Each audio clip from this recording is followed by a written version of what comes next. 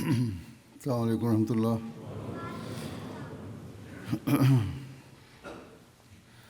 أشهد أن لا إله إلا الله وحده لا شريك له وأشهد أن محمدا عبده ورسوله أما بعد فأعوذ بالله من الشيطان الرجيم بسم الله الرحمن الرحيم الحمد لله رب العالمين الرحمن الرحيم مالك يوم الدين إياك نعبد وإياك نستعين اهدنا الصراط المستقيم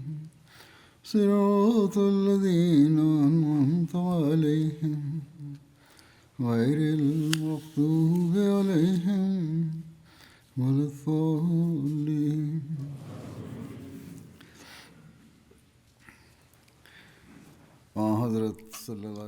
Il existe dans la vie du saint prophète Mohammed sallallahu alayhi wa sallam d'innombrables moments démontrant son amour divin. En fait, chacune de ses actions et chaque événement témoigne de ce qu'un océan d'amour divin était constamment en ébullition dans son cœur. Nous en apercevons un reflet lors de la bataille d'Uhud, où l'on observe une expression unique et particulière de son aspiration à l'amour divin. Bara radhiyallahu anhu a rapporté: le jour d'Uhud, nous avons fait face aux polythéistes. Le saint prophète Mohammed sallallahu alayhi wa sallam a désigné un groupe d'archers et il a nommé Abdullah radhiyallahu anhu comme leur chef, leur ordonnant de ne pas quitter leur poste. Il leur a dit: ne bougez pas de votre poste même si vous voyez que nous avons pris le dessus sur eux, et ne venez pas nous porter secours même si vous constatez qu'ils ont pris le dessus sur nous. C'est-à-dire que ni dans la victoire ni dans la défaite, vous ne devez quitter votre poste. Ici, le point culminant de l'événement montre l'ardeur de l'amour divin du saint prophète Mohammed sallallahu alayhi wa sallam. Le narrateur rapporte que lorsque nous avons combattu, l'ennemi s'est enfui. J'ai même vu des femmes fuir vers les montagnes, c'est-à-dire les femmes idolâtres. Elles avaient relevé leurs vêtements au-dessus de leurs mollets et leurs bracelets de cheville étaient visibles. Les musulmans ont commencé à dire « butin, butin ». Abdullah les a retenus, c'est-à-dire qu'il a retenu son groupe. Et il leur a dit que le saint prophète Mohammed lui nous avait enjoint de ne pas bouger de là. Mais ses compagnons n'ont pas écouté, ils ont quitté le col vers le butin et Allah s'est aussi détourné de ces musulmans.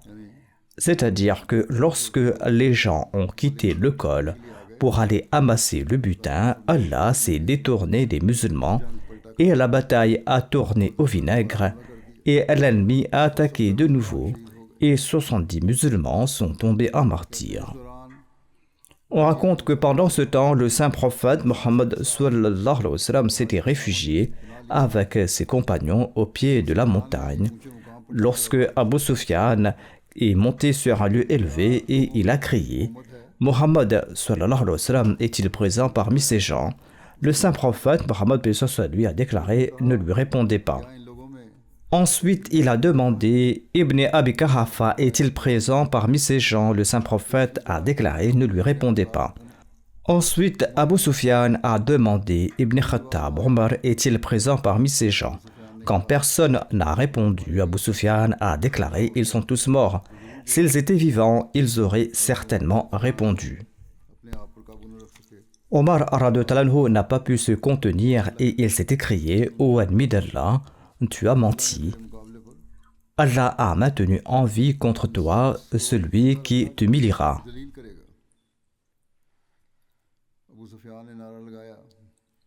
Sur ce, Abu Sufyan a crié: que Hubal soit exalté. Quand il a dit cela, le saint prophète Mohammed sallallahu alayhi wa sallam est devenu impatient. Il a déclaré: répondez-lui.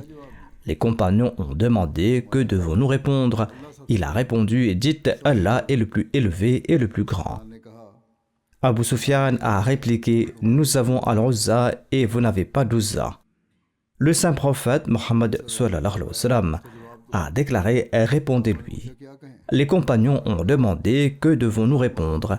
Il a répondu: dites, Allah est notre aide et vous n'avez pas d'aide. C'est-à-dire que là où la question de l'honneur d'Allah et de son amour se posait, le saint prophète Mohammed sallallahu alayhi wa sallam ne se souciait pas de sa propre vie. Il a ordonné immédiatement aux compagnons de répondre. Au début, il ne voulait pas répondre par sagesse.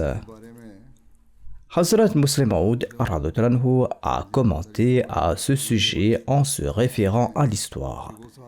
Il explique: ses compagnons qui étaient autour du messager d'Allah sallallahu alayhi wa sallam et qui avaient été repoussés par la vague de mécréants se sont rassemblés autour du messager d'Allah sallallahu alayhi wa sallam dès que les mécréants se sont retirés. C'est-à-dire, les compagnons se sont rassemblés et ils ont soulevé le corps béni du saint prophète Mohammed paix soit lui. En effet, il était tombé et il avait perdu connaissance. Et un compagnon nommé Ubayda bin al-Jarrah a retiré avec force le clou enfoncé dans sa tête avec ses dents, ce qui lui a fait perdre deux dents. Peu de temps après, le messager d'Allah sallallahu alayhi wa sallam a repris connaissance. Comme je l'ai dit, il s'était évanoui en raison de ses blessures. Après qu'il ait repris connaissance, les compagnons ont envoyé des hommes dans tous les coins de la plaine pour annoncer que le saint prophète paix soit lui était vivant et que tous reviennent. En effet, l'ennemi avait répandu la rumeur que le saint prophète paix soit lui était tombé en martyr. L'armée musulmane qui s'était enfuie a commencé à se rassembler. Le saint prophète paix soit lui les a emmenés au pied de la montagne. Quand le reste de l'armée se tenait au pied de la montagne, Abu Sufyan cria très fort et a déclaré: nous avons tué Mohammed sallallahu alayhi wa sallam. Le saint prophète paix soit lui n'a pas répondu à Abu Sufyan de peur que l'ennemi, conscient de la réalité, n'attaque de nouveau. L'ennemi penserait que les musulmans n'étaient pas morts mais blessés et que dans cet état de faiblesse, il ne pourrait pas supporter une nouvelle attaque et deviendrait une fois de plus victime de l'ennemi.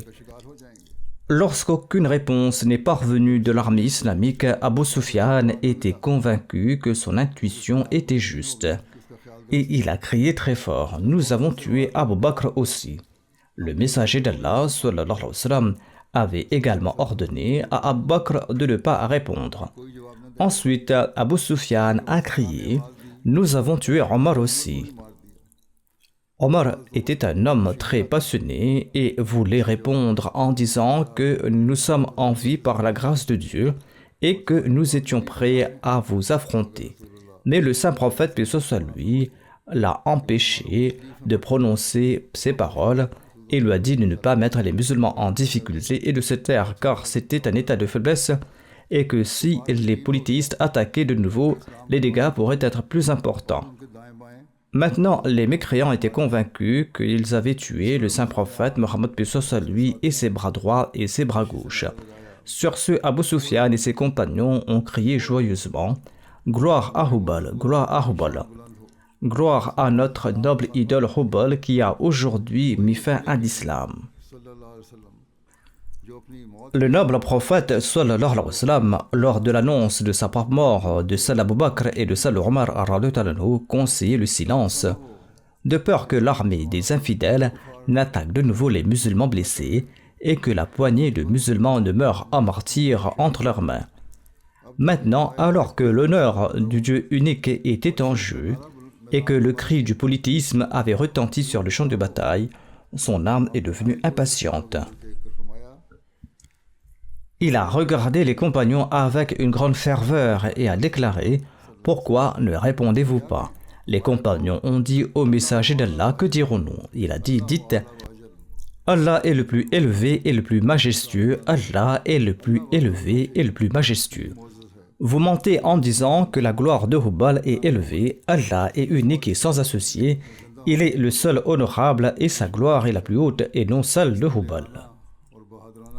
Ainsi, il a fait parvenir la nouvelle de sa survie jusqu'aux ennemis, et l'effet de cette réponse audacieuse et courageuse fut si profond sur l'armée des infidèles que, bien que leurs espoirs aient été réduits en cendres par cette réponse, et bien que devant eux se tenait une poignée de musulmans blessés qu'il était tout à fait possible d'attaquer et de tuer selon les lois matérielles, ils n'ont pas osé attaquer de nouveau et ils sont retournés à la Mecque célébrant autant de victoires qu'ils avaient obtenues. Dans son amour, le saint prophète Mohammed lui ne tolérait pas à la moindre trace d'association à Dieu. Ibn Abbas rapporte qu'un homme a dit au saint prophète Mohammed ce qu'Allah souhaite et ce que vous souhaitez. Le saint prophète a déclaré: m'as-tu égalé à Allah? Dis plutôt ce qu'Allah seul souhaite. Il ne doit même pas y avoir la moindre trace de polythéisme. Certaines personnes tiennent de tels propos.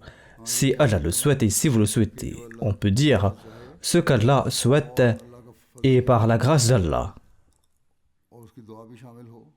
Et si la prière est également incluse, alors il y aura des bénédictions.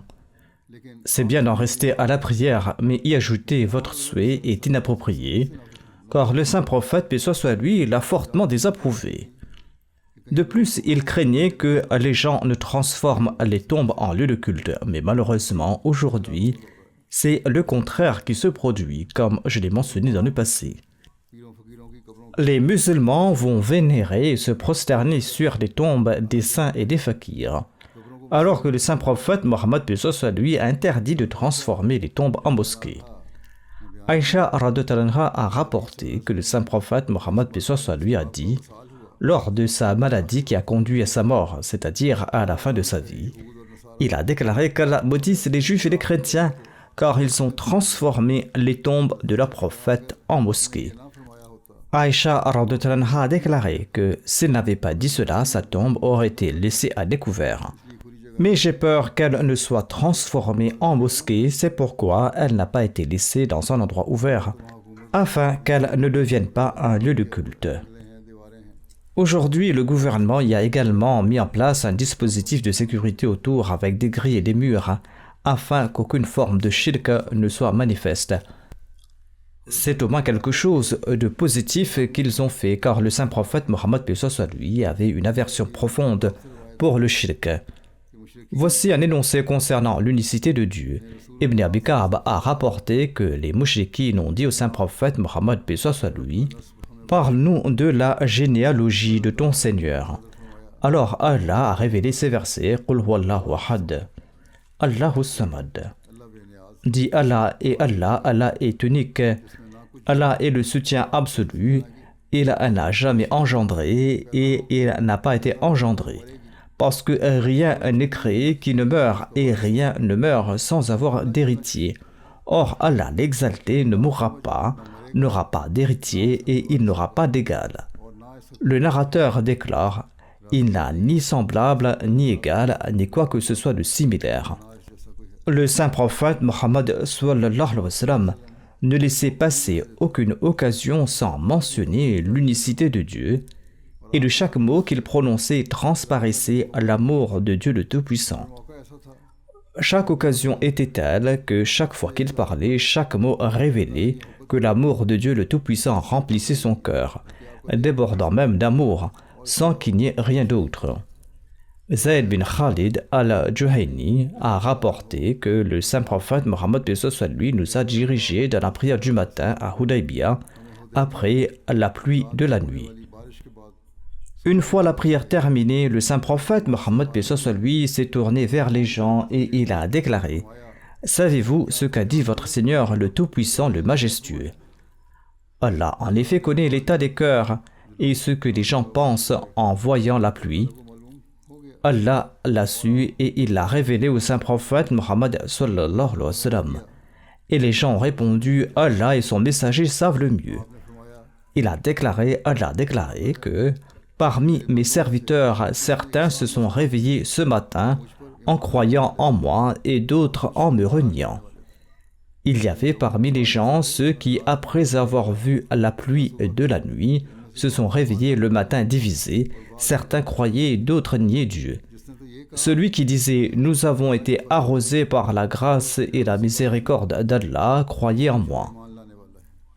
Il y a ceux qui disaient que la pluie est venue par la grâce d'Allah. Cela croit en Dieu, comme je l'ai dit. Et ces gens-là renient les étoiles. À cette époque, le culte des étoiles était pratiqué. En effet, l'éducation était moins répandue et beaucoup de polythéistes s'étaient convertis à l'islam, ceux qui adoraient les étoiles auparavant. Et certains disaient donc, c'est à cause de telle étoile qu'il a plu aujourd'hui. Ainsi, celui qui a dit qu'aujourd'hui il a plu à cause des étoiles, cela me renie, a déclaré Dieu. Et ces gens-là croient aux étoiles. Allah a déclaré au Muhammad sallallahu alayhi wa sallam, de même que tu as une pleine compréhension de l'unicité de Dieu, dis à ceux qui croient en toi avec quelle subtilité vous devriez confesser l'unicité de Dieu et son amour en chaque affaire et y croire du fond du cœur. Jabir radhiyallahu anhu rapporte qu'une personne est venue voir le saint prophète Mohammed paix soit sur lui et a demandé au messager d'Allah sallallahu alayhi wa sallam quelles sont les deux actions qui rendent le paradis et l'enfer obligatoires. Le saint prophète a répondu, celui qui meurt sans associer personne à Allah entrera au paradis et celui qui meurt en associant des partenaires à Allah entrera dans le feu. Aujourd'hui encore, cette réponse suffit à quiconque demande ce qu'est le shirk. Comme l'a expliqué le Messie prophète salam, se fier aux causes, se fier à soi-même, se fier à ses compétences, se fier à sa richesse, se fier à sa famille ou à sa tribu, se fier à ses enfants, bref, toute chose sur laquelle une personne se fie, sans faire passer Dieu l'exalté avant, et se fie sans mentionner le nom de Dieu, eh bien cette personne-là est coupable de shirk. Il faut donc que nous nous examinions continuellement avec cette subtilité pour rester à l'abri du shirk et agir en conséquence et faire naître l'amour d'Allah dans nos cœurs. Le saint prophète Mohammed paix soit sur lui a expliqué ce point avec plus de subtilité ailleurs. Mahmoud bin Labid rapporte que le saint prophète paix soit sur lui a dit que ce que je crains le plus pour vous, c'est le shirk et asghar, c'est-à-dire le shirk mineur. Les compagnons ont demandé au messager d'Allah, c'est quoi le petit polythéisme, le shirk asghar? Il a répondu, l'ostentation. Le jour du jugement, Allah le Très-Haut dira, allez vers ceux pour qui vous faisiez de l'ostentation dans le monde. Allez les voir et regardez si vous obtenez une récompense auprès d'eux. Vous faisiez certaines actions pour leur montrer, alors prenez votre récompense auprès d'eux. Ainsi, l'ostentation et l'hypocrisie, c'est-à-dire les principes artificiels et la prétention pour montrer aux gens, sont des choses qu'Allah déteste profondément parce que ces actions, vous ne le faites pas pour plaire à Allah, mais par ostentation pour plaire aux gens. Nous devons nous aussi nous examiner en profondeur pour savoir quelles sont nos actions, car dans l'autre monde, aucun intercesseur ne fonctionnera de cette manière. Seule la grâce d'Allah sera efficace et le fait de suivre la sunna du saint prophète Mohammed paix soit sur lui, de lui obéir et de se conformer à lui sont les actions essentielles qui porteront leurs fruits, des actions qu'Allah lui-même a agréées parce qu'Allah a déclaré « Fattabi'uni yuhbibkumullah » c'est-à-dire que suivez-moi le prophète et Allah vous aimera. Dans un hadith, Abu Huraira radhiyallahu anhu a rapporté que le saint prophète Mohammed sallallahu alayhi wa sallam a déclaré « Allah l'exalté s'est engagé envers celui qui sort sur son chemin, soit à le ramener avec la récompense ou le butin qu'il a obtenu, soit à le faire entrer au paradis. C'est-à-dire qu'il aura soit la victoire, soit en cas de martyre, il entrera au paradis. À condition que seule la foi en moi et la confirmation de mes messagers les poussent à sortir pour accomplir le djihad. C'est à condition que la foi soit forte, qu'ils sortent pour le djihad en accomplissant le droit d'obéissance et d'allégeance au messager d'Allah sallallahu alayhi wa sallam. Il a déclaré que si je n'avais pas la crainte de mettre ma communauté à l'épreuve, j'irai avec chaque détachement de l'armée. Mon souhait est d'être tué dans le chemin de Dieu, d'être ressuscité, d'être tué de nouveau, d'être ressuscité, d'être tué de nouveau. C'est ainsi que le saint prophète a exprimé son souhait. Sayyid Waliullah Shah Saheb a commenté sur ce hadith tiré du recueil d'Al-Bukhari. Il a déclaré que le saint prophète Mohammed paix soit sur lui a déclaré Laula an ashukka ala ummati, c'est-à-dire que si je ne craignais pas de causer des difficultés à ma communauté, j'aurais fait cela. Cela signifie que le saint prophète Mohammed paix soit sur lui avait une connaissance approfondie de l'ardent désir de ses compagnons de le suivre. Une grande majorité d'entre eux avaient cette envie, ils voulaient le suivre et ils le faisaient.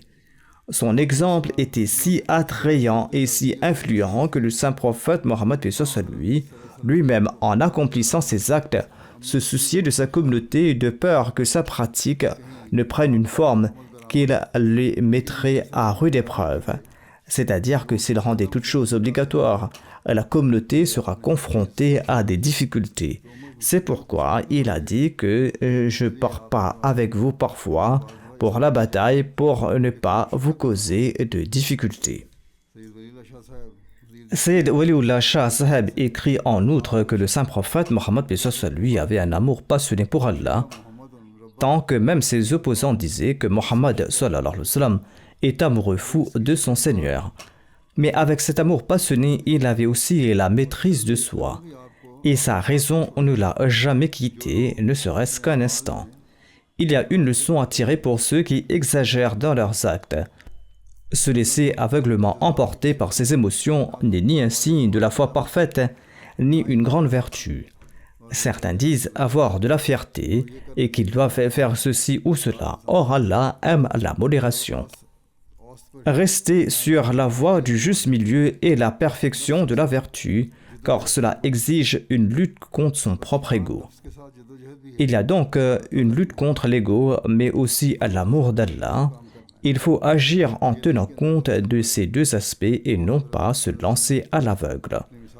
Le saint prophète Mohammed paix soit sur lui a établi des exemples pour nous et nous a montré la voie de l'apogée de l'amour d'Allah, de l'expression de ses désirs et de ses sacrifices. Il nous a montré l'apogée dans ces domaines, mais en même temps, il nous a montré l'usage de la raison et le juste milieu, car c'est là l'ordre d'Allah.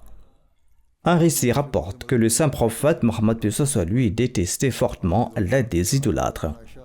Son épouse bénie Aïcha radhiyallahu anha rapporte que le saint prophète Mohammed paix soit sur lui était parti pour la bataille de Badr. Il est arrivé à Harratul Wubra qui se trouve à environ 3000 à l'ouest de Médine. Et là-bas, il a rencontré un homme dont le courage et la bravoure étaient vantés. C'était un homme très courageux, et quand les compagnons du saint prophète Mohammed sallallahu alayhi wa sallam l'ont vu, ils se sont réjouis qu'il soit venu et qu'il se joigne à eux dans la bataille.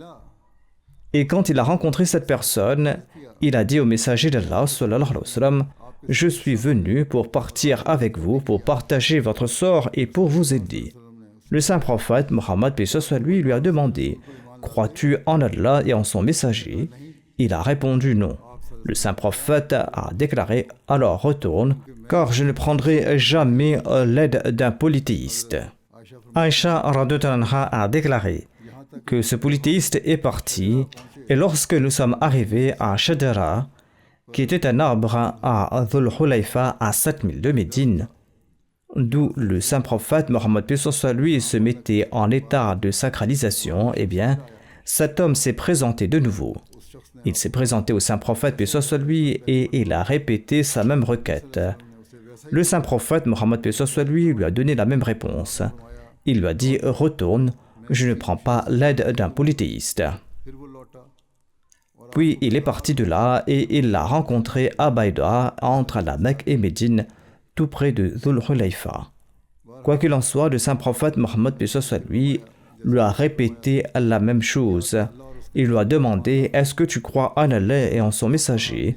Sur ce, il a répondu « Oui. » Alors le messager d'Allah paix soit sur lui a déclaré « Maintenant avance, maintenant tu peux venir avec nous. » Ainsi, quelles que soient les circonstances, l'amour et la jalousie envers Allah ne peuvent tolérer l'aide d'un polythéiste, surtout pour une œuvre accomplie purement pour le plaisir de Dieu et pour sa religion.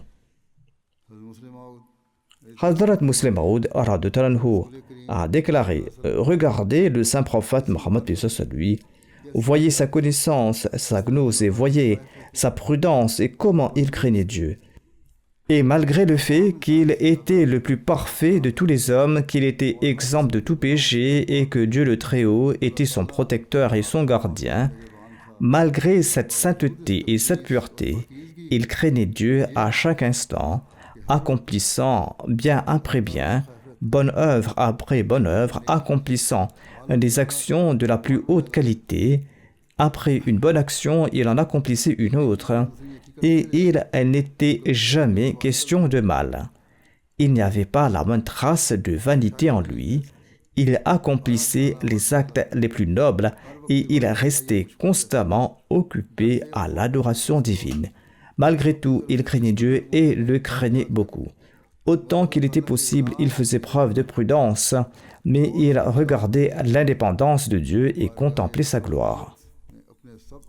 Ensuite, il abandonnait tous ses actes à la cour divine et il implorait le pardon, et lorsque l'occasion se présentait, il se repentait.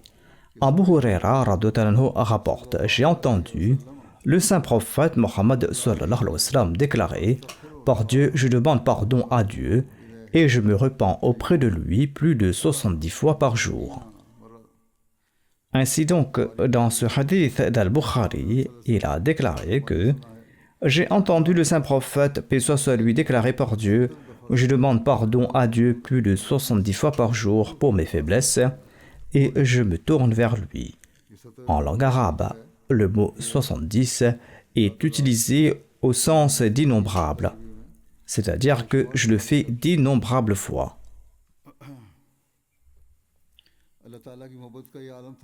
L'amour d'Allah était tel qu'en toute occasion, sa langue bénie se consacrait au souvenir d'Allah. Aïcha rapporte que le saint prophète Mohammed se souvenait d'Allah en toutes circonstances. Comme l'a également mentionné le Muslim Maud, et il est également prouvé par les hadiths que sa langue était constamment vouée au souvenir d'Allah. Samra bin Jundub rapporte que le saint prophète a dit que 4 paroles sont meilleures que toutes les paroles. Peu importe avec laquelle tu commences, cela ne te nuira pas. Si tu commences par ces paroles, elles sont les meilleures et les plus excellentes et les plus bénies. Quelles sont ces paroles? Premièrement, Subhanallah. Deuxièmement, Alhamdulillah. Troisièmement, La ilaha illallah. Troisièmement, Allahu Akbar. C'est-à-dire Allah est pur, toute louange est à Allah, il n'y a de divinité qu'Allah et Allah est le plus grand. Si ces paroles restent constamment dans l'esprit de l'homme et qu'il y pense à tout moment, même en parlant, en travaillant, en gardant ces points à l'esprit, il y aura des bénédictions. De même, Abdullah bin Busra rapporte qu'un villageois a dit au saint prophète Mohammed lui, « Les règles et les bonnes actions de l'islam sont devenues trop nombreuses pour moi. »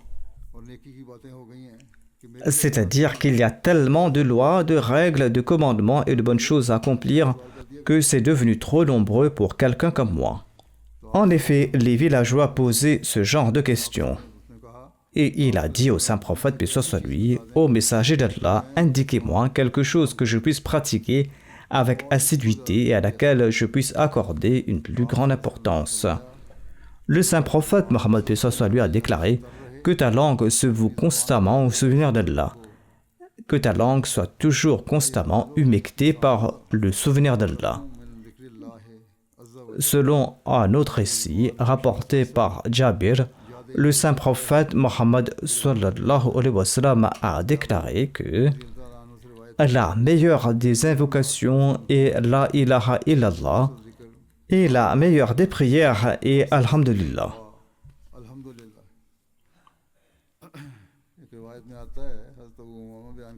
Selon un autre récit, Abu Umama rapporte, le saint prophète Mohammed lui a déclaré, Allah le Tout-Puissant m'a fait une offre. celle de transformer pour moi la vallée de Badra, c'est-à-dire la Mecque, en or. J'ai répondu, ô mon Seigneur, qu'il en soit plutôt que je mange un jour à satiété et que je reste affamé un autre jour.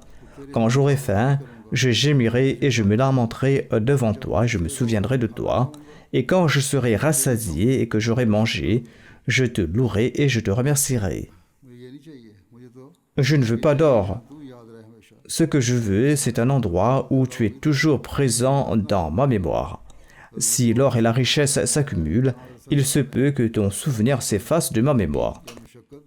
Le Messie promet salam explique que le saint prophète paix soit sur lui a enduré ses difficultés et ses épreuves. Si ses conditions financières étaient faibles, ce n'était pas parce que Dieu ne lui avait rien donné. Allah lui avait offert sans limite, mais par amour pour Allah et de nos souvenirs d'Allah, il a choisi de mener une vie d'indigence.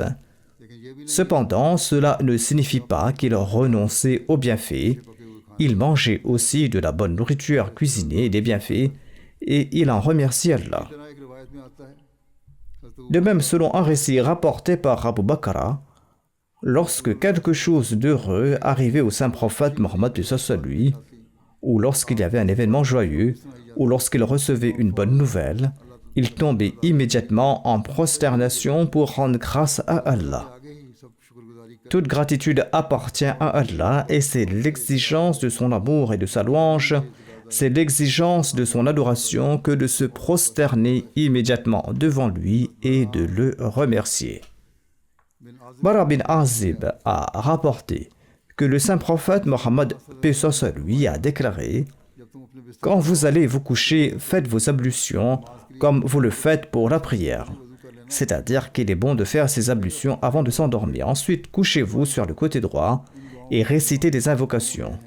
Je présente la traduction de ces invocations. « Ô Allah, je me suis abandonné à toi, j'ai confié mes affaires à toi, et je t'ai pris pour soutien avec crainte et amour.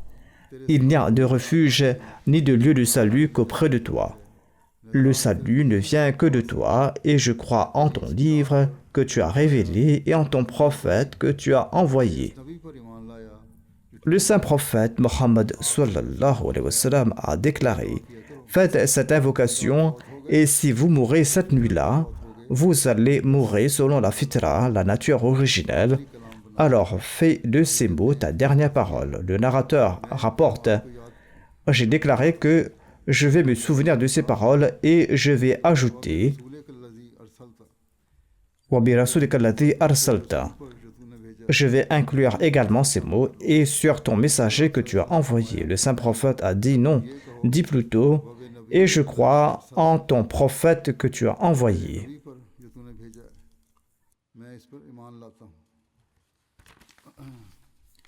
Hazrat Muslim Maud Aradutalanhu explique le saint prophète Mohammed n'était jamais distrait de la mort et la crainte d'Allah l'emportait tellement sur lui qu'il se couchait chaque jour avec la conviction que la mort pouvait survenir ce jour-là et qu'il devrait se présenter devant Allah le Tout-Puissant. C'est pourquoi il vivait comme un voyageur qui pense que le train va partir d'un instant à l'autre. Il ne s'impliquait jamais dans un tel travail qu'il serait difficile d'abandonner. Si on veut prendre le train, il ne faut pas arriver en retard, ou que le train parte sans soi, c'est pourquoi on attend le train. De même, le saint prophète paix soit sur lui était toujours prêt à aller vers son bien-aimé, et il considérait chaque respiration comme le résultat de sa grâce, et il se souvenait de sa mort. Huzaifa a rapporté que le saint prophète Mohammed avait l'habitude de placer sa main sous sa joue lorsqu'il se couchait sur son lit et disait « Ô mon Seigneur, ma mort et ma vie sont en ton nom. » Et quand il se réveillait, il disait « Louange à mon Seigneur qui nous a fait revivre après nous avoir fait mourir. C'est vers lui que nous allons retourner et c'est vers lui que nous retournerons. » Cet événement révèle que chaque nuit, avant de se coucher, il réglait ses comptes de son propre chef et il implorait Dieu pour que, même s'il venait à mourir, sa vie soit toujours au nom de Dieu. Et lorsqu'il se réveillait, il louait Dieu pour sa faveur, car il s'était déjà séparé du monde de son propre chef et c'était la grâce de Dieu qui l'avait ramené à la vie et avait béni sa vie. Tout comme la première prière révèle que le saint prophète Mohammed paix soit lui se souvenait de la mort à chaque instant, cette prière en témoigne également. Il existe aussi une autre prière. Il considérait chaque heure de sa vie comme la dernière. Et lorsqu'il allait se coucher, il réglait son compte avec son Seigneur. Apparemment, il se préparait à chaque changement. Ainsi, il est rapporté par Bara bin Azib que lorsque le saint prophète paix soit lui allait se coucher sur son lit, il s'allongeait sur son côté droit, ensuite il disait « Ô mon Seigneur, je remets mon âme entre tes mains, je tourne toute mon attention vers toi, je place mes affaires entre tes mains et je me réfugie auprès de toi. J'espère ton bénéfice et je crains ta grandeur et ton indépendance. Il n'y a pas de refuge ni de lieu de salut pour échapper à ta colère, si ce n'est de chercher le salut et le refuge auprès de toi. Je crois au livre que tu as révélé et au messager que tu as envoyé. » Il nous a appris cette prière et lui-même a respecté scrupuleusement la récitation de cette prière. Le Muslim Maud écrit « Les gens font le compte de leur boutique lorsqu'ils la ferment. Les hommes d'affaires se couchent la nuit après avoir terminé leurs affaires, mais ils ne règlent pas le compte qu'ils ont avec Dieu, les gens ne s'en soucient pas. Et quel homme excellent était celui qui passait du matin au soir à accomplir ses devoirs envers Dieu, et non seulement il les accomplissait lui-même, mais il surveillait aussi des milliers de personnes pour s'assurer qu'ils accomplissaient leurs devoirs ou non. Pourtant, avant de s'endormir, il fermait les yeux sur tous ses efforts et ses adorations et se tenait humblement devant son maître pour régler ses comptes, comme s'il n'avait rendu aucun service. Il ne dormait pas tant qu'il n'avait pas entièrement confié son âme à Dieu, exprimé son détachement du monde et de ce qu'il contient et donné sa main dans la main de Dieu. Selon Anas bin Malik, le saint prophète Mohammed a déclaré « M'asseoir avec ceux qui se souviennent de Dieu depuis la prière du matin jusqu'au lever du soleil, mais plus cher que d'affranchir 4 esclaves parmi la descendance d'Ismaël, et m'asseoir avec ceux qui se souviennent de Dieu depuis la prière de l'après-midi jusqu'au coucher du soleil, mais plus cher que d'affranchir 4 esclaves. » Par amour pour Dieu, il a accordé la priorité à ceux qui aiment Dieu et qui se souviennent de lui sur la descendance d'Ismaël, sur ses proches et sur ses parents. Leur servitude est tolérable, mais cette séparation ne peut pas être supportée. Comment est-il possible que l'on se souvienne de Dieu, que l'on parle de l'amour de Dieu et que moi je suis absent de cette assemblée? Gloire à Allah, quelle splendeur que l'amour divin du saint prophète Mohammed lui, l'amour divin qu'il suscite chez les gens et qu'il possède lui-même à son plus haut degré. Ensuite, conseillant ses disciples, le saint prophète Mohammed lui a déclaré « Immergez-vous à chaque instant dans l'amour d'Allah et dans son souvenir. » Il a déclaré « L'acte le plus apprécié d'Allah est que la mort vous surprenne lorsque votre langue se consacre à son souvenir. » Abu Darda a rapporté que le saint prophète Mohammed lui a déclaré « Voulez-vous que je vous indique une action qui est la meilleure de toutes les actions auprès de votre Seigneur, la plus pure, celle qui élève le plus vos degrés, qui est meilleure pour vous que de dépenser de l'or et de l'argent, et même meilleure que de rencontrer l'ennemi, et que vous frappiez leurs coups et qu'ils frappent vos coups, c'est-à-dire qu'il y ait un combat avec l'ennemi, une confrontation avec l'ennemi, des tueries, une guerre que vous pourrez bien sûr appeler le djihad si vous le souhaitez. Il y a une action meilleure que cela et je vais vous en informer. » Les compagnons ont déclaré « Certainement au prophète d'Allah. » De nos jours, les musulmans disent que le djihad est ce qu'il y a de mieux. Ils égorgent autrui, ils n'égorgent pas les ennemis, mais égorgent leurs coreligionnaires, ce qui est le plus grand des péchés. Quoi qu'il en soit, ici le saint prophète Mohammed lui a dit que je vous recommande une action qui est meilleure que cela. Le saint prophète, paix soit sur lui, a dit, c'est l'invocation d'Allah. Invoquez Allah, car c'est le plus grand des djihad. On accuse également les musulmans alors que ceci est l'enseignement qu'ils ont reçu. Mu'adh bin Jabal radhiyallahu anhu rapporte que le saint prophète Mohammed paix soit sur lui a dit qu'il n'y a rien qui protège du châtiment d'Allah que l'invocation d'Allah. Si vous vous souvenez d'Allah, il vous sauvera de beaucoup de choses et de châtiments. Se souvenir d'Allah à chaque instant par amour pour lui était ce qu'il y avait de plus cher au saint prophète Mohammed sallallahu alayhi wa sallam.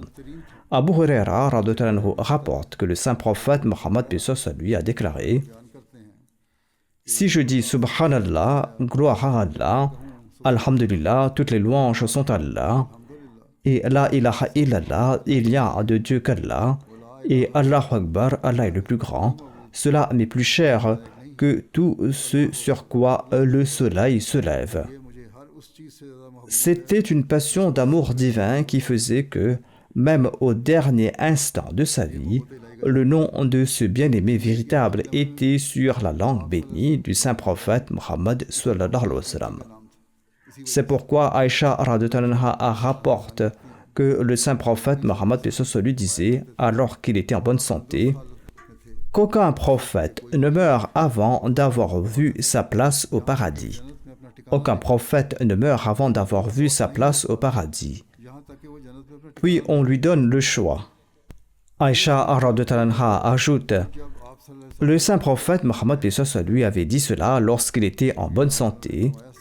On lui a montré le paradis, et quand l'heure de sa mort est venue, et que sa tête bénie était sur ma cuisse, dit Aïcha radhiyallahu anha, il s'est évanoui.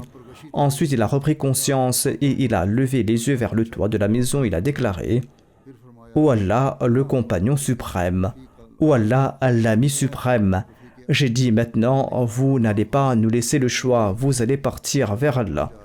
J'ai compris que c'était la même chose qu'il nous disait en bonne santé, que ce choix lui a été offert, alors maintenant il retourne auprès d'Allah. Aïcha a dit que les dernières paroles du saint prophète Mohammed sallallahu alayhi wa sallam étaient: ô Allah, le compagnon suprême. Aïcha radhiyallahu anha relate d'ailleurs que parmi les bienfaits d'Allah sur moi, il y a le fait que le saint prophète Mohammed paix soit sur lui est décédé dans ma maison. Le jour de mon tour, sur ma poitrine et ma clavicule, et Allah a réuni ma salive et sa salive au moment de sa mort. La façon dont elle a décrit cette réunion est la suivante. Abdurrahman est venu me voir, dit Aïcha radhiyallahu anha, il avait un miswak à la main. Je soutenais le saint prophète paix soit sur lui. J'ai vu que le saint prophète regardait dans sa direction et je savais que le saint prophète aimait le miswak. Je lui ai demandé si je pouvais le lui apporter. Il a acquiescé de la tête. Je le lui ai donné et il l'a trouvé dur. J'ai proposé de l'adoucir pour lui et il a acquiescé en hochant la tête. Je l'ai adouci, c'est-à-dire en la mettant dans ma bouche pour la ramollir. Il y avait un petit récipient devant lui ou peut-être un grand récipient. Le narrateur hésite quant à la taille du récipient. Quoi qu'il en soit, il avait un récipient d'eau devant le saint prophète, paix soit sur lui. Il trempait ses mains dans l'eau et les passait sur son visage béni et il disait: La ilaha illallah inna lil mauti sakarat. Il n'y a de divinité digne d'adoration qu'Allah, car la mort a ses agonies. Ensuite, il a levé la main et il a déclaré: Fir Rafiq al-A'la, vers le compagnon suprême, et il a rendu l'âme et ses mains se sont baissées. Le Messie premier l'Islam a déclaré: Dieu le Tout-Puissant a donné au saint prophète Mohammed paix soit sur lui le choix à la fin de sa vie, c'est-à-dire qu'il lui a donné le choix de rester en ce monde s'il le voulait ou de venir vers lui s'il le voulait. Il a répondu: Ô mon Seigneur, maintenant je désire venir vers toi. Et les dernières paroles qu'il a prononcées au moment où son âme pure avait quitté son corps étaient: vers le compagnon suprême, c'est-à-dire je ne veux plus vivre ici, je veux rejoindre mon Seigneur. Allah lui a donné le choix. S'il désirait la vie, il en serait ainsi.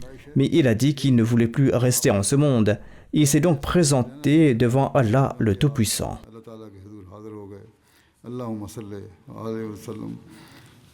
على محمد اللهم صل على محمد وعلى آل محمد وبارك وسلم إنك حميد مجيد.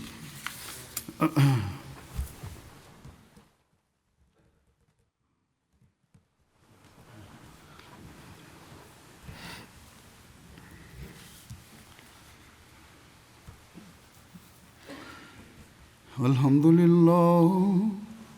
لله نحمده ونستعينه ونستغفره ونؤمن به ونتوكل عليه ونعوذ بالله من شرور أنفسنا ومن سيئات أعمالنا من يهده الله فلا مضل له ومن يضلله فلا هادي له ونشهد أن لا إله إلا الله وحده لا شريك له ونشهد أن محمدا عبده ورسوله.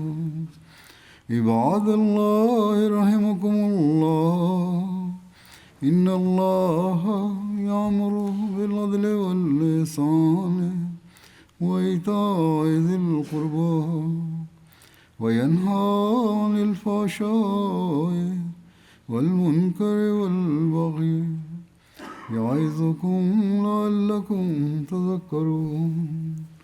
اذكروا الله يذكركم وادعوه يستجب لكم ولذكر الله أكبر.